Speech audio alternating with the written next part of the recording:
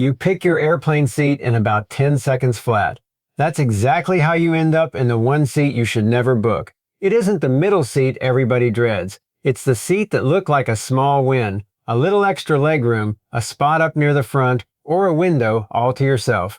Those are the seats that turn on you once the door closes, and for a traveler over 60, they can cost you comfort, money, or something you can't replace in the air. So let me walk you through the seats I'd never book, and the ones I'd pick instead. Number 1, the bulkhead seat. That's the front row of a section, the one with a wall in front of it instead of another seat. People book it for the legroom, no seat reclining into your knees, room to stretch your legs out. It looks like the best seat in economy. And this is the bit they leave off the booking page.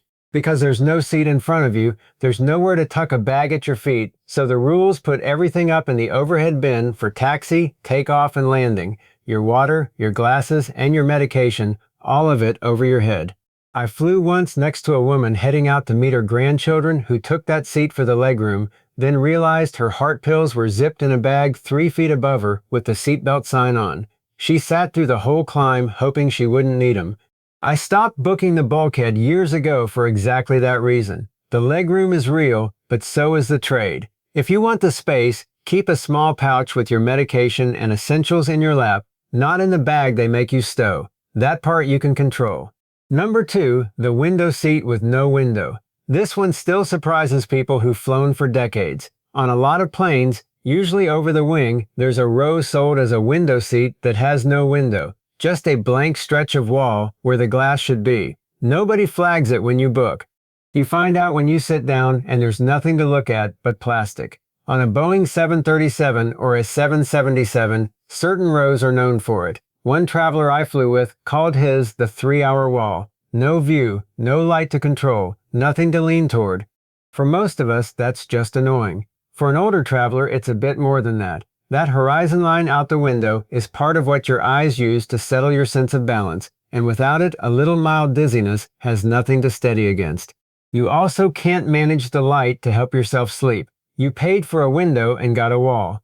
The good news, this is the easiest one on the whole list to dodge before you pay, and the fix is a 2-minute check I'll get to. Number 3, the row right in front of the exit row. On the seat map, this one looks completely ordinary, sometimes even like a good spot, and that's exactly the trap. The seat in front of an exit row usually will not recline, or barely does, because that space has to stay clear so the exit behind it can open. So you settle in for a long flight, or worse, an overnight, and you find out you're locked bolt upright from takeoff to landing. For a younger back, that's a nuisance. For a back or a neck that already gives you trouble, that's a rough night that follows you into the first day of your trip. A man who works on aircraft told me that 9 times out of 10, those seats don't recline, and folks book them without a clue. The other ones to watch are any seat the map marks with a little symbol for limited recline, and if you see that symbol, believe it. The very last row of the plane has the same problem, and we'll get to it. For now, just know the seat in front of an exit is not the free upgrade it looks like. Number 4, the aisle seat, and this one just changed on us. For years, the aisle was the smart pick for an older traveler. You get up when you want, you don't climb over anybody, you're free. I still love an aisle for that. But United rolled out a new boarding order back in 2023. Window seats first, then middle, then aisle, and a few other airlines are eyeing the same idea. And it matters more than you'd think. Overhead bin space is first come, first served. If you're in the aisle now, you board dead last, and by the time you get down the jetway, the bins over your seat are already stuffed. So they gate check your carry-on, the same bag you've hand carried for years, maybe with your medication in it, and now it's riding in the belly of the plane. Then at the other end, you're swimming upstream against the whole crowd to get it back. I'm not saying give up the aisle. Just pay the few dollars for an earlier boarding group when you're in it. Or stow your bag in the bin right over your own seat, not up front where you'll never fight your way back to it. Number 5, the seat you paid extra to choose, on a flight where they swap the plane. This is the one that really gets under my skin. You do everything exactly right. You pay the seat fee, you pick a good one, you feel organized. Then the airline changes the aircraft, which they're allowed to do, and your careful seat just evaporates. You get reassigned, often to the back by the restrooms, and the fee you paid to pick the good seat does not come back on its own. Travelers tell the same story about all the big carriers, and it's not only about comfort. If you book seats together next to a spouse or a friend who helps you through the airport, a plane swap can scatter the two of you to opposite ends of the cabin. I once sat with a couple who paid to be side by side and wound up 11 rows apart because the airline changed the aircraft the night before and nobody told them until they reached the gate. Think about what that means. They sold you the seat, then took it back and kept your money. You're entitled to that fee back when they don't give you what you paid for, but they will not volunteer it. So after any schedule change, go check your seat, and if it moved, ask for the fee back at the desk. It takes a few minutes, and that money is yours. Number 6, the exit row itself. Everybody hears exit row and thinks legroom, and yes, it's real. But there are two things the airline leaves out of the sales pitch. First, that seat comes with a job. Federal rules say if you sit there, you have to be willing and physically able to lift a heavy exit door and help people out in an emergency. During the safety briefing, the crew can ask you straight out, and if you hesitate, they can move you right there in front of the whole row. I watched a couple in their late 60s get quietly reseated over it. They weren't doing anything wrong. They just paused when the flight attendant asked, and that was that. Legroom gone over a seat they'd paid extra for. Second, the exit row is the coldest spot on the plane because that door isn't sealed as tight as a wall. There's also nowhere to stow a bag at your feet, so it rides overhead, same as the bulkhead. And in Europe, the rules go further and name age and reduced mobility as reasons you can be kept out of the row. None of that is personal. It's just the safety rules. Plenty of fit older travelers sit there happily, and if that's you, wonderful. It isn't about your age, it's about whether you can do the job. If you want the legroom without the homework, ask for what the airlines call Economy Plus, or Comfort, or Preferred. Same stretch room, no rescue duty. Number 7. Any seat you book through an outside website. This one has nothing to do with where the seat sits. What matters is how you got it, and it can quietly cost you. When you book through a third-party site instead of the airline directly, a few things stop working in your favor. Your seat choice doesn't always make it cleanly into the airline system, so people show up and find the seat they picked isn't actually there. If the flight changes or the plane gets swapped, the airline will often point you back to the website to sort it out. And now you're stuck in the middle of two companies handing you back and forth. And you lose one of the best protections you have, one I'll come back to at the very end. A full refund window that only applies when you book straight with the airline. The few dollars a discount site saves you can turn into a real headache when something goes sideways. For the actual ticket and the seat, I book directly with the airline every time. Use the outside sites to compare prices if you like, then go to the airline's own page to actually buy it. It's slower by about 2 minutes, and it saves you the worst kind of trouble. Number 8. The preferred seat that's really just a regular seat with a price tag. Airlines have gotten clever about this one. They'll shade a batch of perfectly ordinary seats a different color on the map, call them preferred or select, and charge you extra to sit in them. There's no more legroom than the free seats, and no better location, not really. Just a normal seat a little closer to the front, sometimes only a row or two. I've watched people pay good money for a seat that's no different from the free one 4 rows back. There's an easy way to tell the difference. A seat that's genuinely worth paying for gives you something you can measure. More inches of legroom, a real exit row or bulkhead amount of space, or a spot that gets you off first for a tight connection. But if all you're buying is a couple of rows closer to the front on an otherwise identical seat, you're just paying for a nicer picture on the booking screen. Now, sitting farther forward does get you off the plane quicker and with a tight connection that can be worth every penny. Paying a premium for an ordinary middle-of-the-cabin seat because the map dressed it up, though. That's the airline charging you for nothing. So keep your money and take the free seat. Number 9. The seat that's already broken before you get on. A window that's out of line with the seat, so you're staring at a wall panel. A screen that doesn't work. A recline that's seized up. A seat sitting right on top of the engine where the noise never quits. You can't see any of that on the airline's little cartoon seat map. And here's where I'm going to disagree with just about every other video on this subject. They all tell you to go check a website called Seat Guru. I would not bother with it. Seat Guru shut down last November, and honestly its information had been going stale for years before that. It'll send you to a seat map that's flat wrong. What I use now is a site called Aerolopa. It draws each plane to real scale, down to which seats actually have a window and which ones are stuck upright, so the bad ones jump out at you before you ever pay.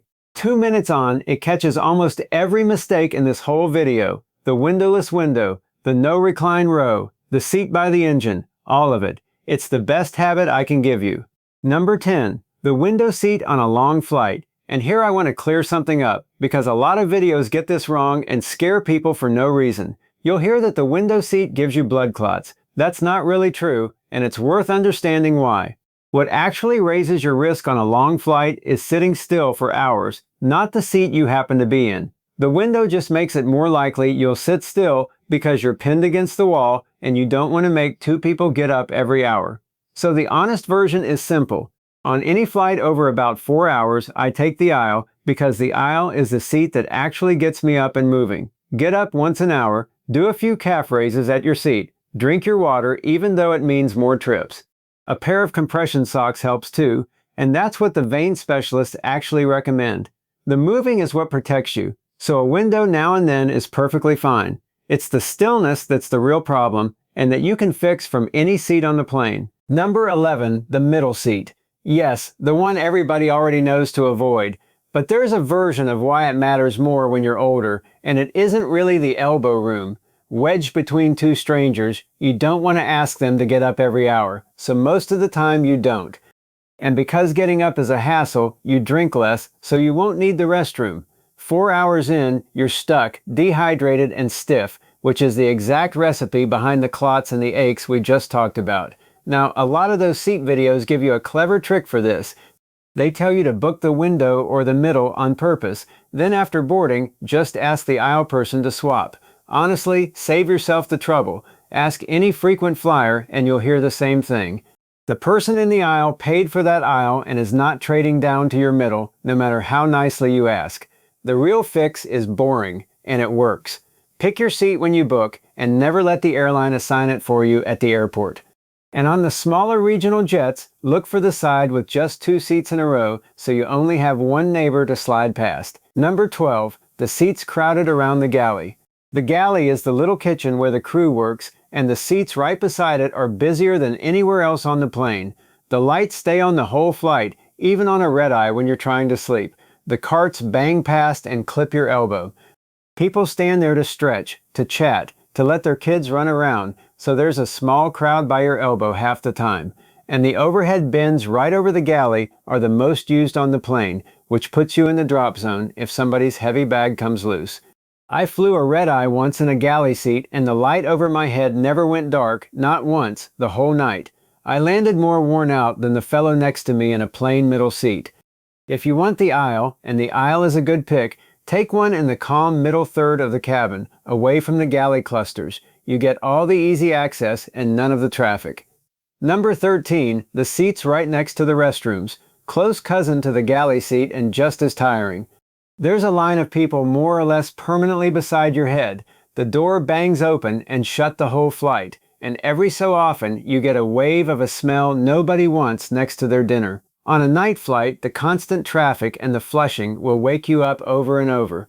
The very worst version is the row right in front of the bathrooms, where the line forms at your shoulder and folks lean on the back of your seat while they wait. I got that seat once on an overnight to Rome, aisle seat. Plenty of legroom, felt like I'd won the lottery, and then never got more than 20 minutes of sleep because the traffic never stopped. There's an honest other side though, because I don't want to oversell this one. Some experienced travelers pick the seat near the restroom on purpose, especially if getting up often is part of their life anyway. It's a short walk and there's no waiting, so it really comes down to you. If you sleep on planes and value your quiet, stay well away from the restrooms. If you're up a few times a flight anyway, that short walk might be worth more to you than a little piece. Number 14, the window seat on the sunny side of the plane. A small one to finish this stretch, but it's the kind of thing that separates people who fly a lot from people who don't. On a long daytime flight, one whole side of the cabin bakes in the sun for hours. The window gets hot, the light pours in, and you're either roasting or fighting with the shade the whole way while everybody around you is comfortable. A rough rule of thumb: if you're flying east in the morning or west in the late afternoon, the sun sits to the south, so the north-facing seats stay cooler and easier on the eyes. If you're not sure, it's an easy thing to ask when you book, or just lean toward the shadier side. It won't ruin your trip either way. But in a bright cabin on a daytime flight, the shady side can be the difference between a nap and a headache. Little thing, easy to get right. Number 15, the very last row. The classic bad seat, and mostly it earns the reputation. The last row often doesn't recline because there's a wall right behind it. The restrooms and the galley are usually back there, so you get the noise and the smell together. You board late and you get off last, and the tail of the plane sways the most when it gets bumpy, which is no fun if turbulence bothers you. But I'm going to give you the honest picture because plenty of seasoned travelers swear by the back. It fills up last. So on a half-empty flight, you might score an empty seat beside you, or a whole row to yourself. Nobody's behind you kicking your seat. I know one woman who books the same single seat in the very last row on every long flight and loves it, close to the restroom, often nobody next to her. So it's worth being precise about this. The real trouble is that last row that won't recline, plus the noise back there. The rest of the back of the plane is often just fine. If you like the back, take the second to last row instead of the very last and order a special meal when you book, because those get served first no matter where you're sitting. Number 16, the seat you give away. You don't book this one, you lose it after you already have it. And I see kind people do it all the time. Someone at the gate or a passenger once you're seated asks you to move so a family can sit together, or offers you some vague trade for the aisle you carefully picked. So keep this one thing in mind. You don't owe anybody your seat. I once gave up a good aisle on a long flight out to Los Angeles because a flight attendant promised she'd look after me the rest of the way and treat me like royalty. The number of times she came back to check on me was exactly 0. I learned my lesson that day. Now, I'm not saying be stubborn about it. If they're offering something real, a genuinely better seat, a voucher, a spot that gets you to a tight connection faster, then sure, take the deal. But a vague promise or a guilt trip is not a trade. If moving doesn't clearly help you, it is perfectly all right to smile and stay right where you are. One last thing, and almost nobody uses it, even though the airlines are required to offer it. If you book directly with the airline at least a week before your trip, United States rules give you a full 24 hours to cancel for a complete refund. So you can grab today's seat and price, keep watching the seat map, and if a better seat opens up or the fare drops, cancel and rebook for free. It only works booking straight with the airline, not through an outside site, and it's a United States rule, so it may run differently where you're flying. Beyond that, 2 habits cover most of this. Pull up a real seat map before you pay for anything, and keep your medication in a pouch in your lap, never in the bag they stow overhead. Do that much and you'll fly a lot more comfortably than the folks who just took whatever the machine handed them. Now I want to hear from you. Tell me down in the comments about the worst seat you ever got stuck in and which airline it was on. I read every single one.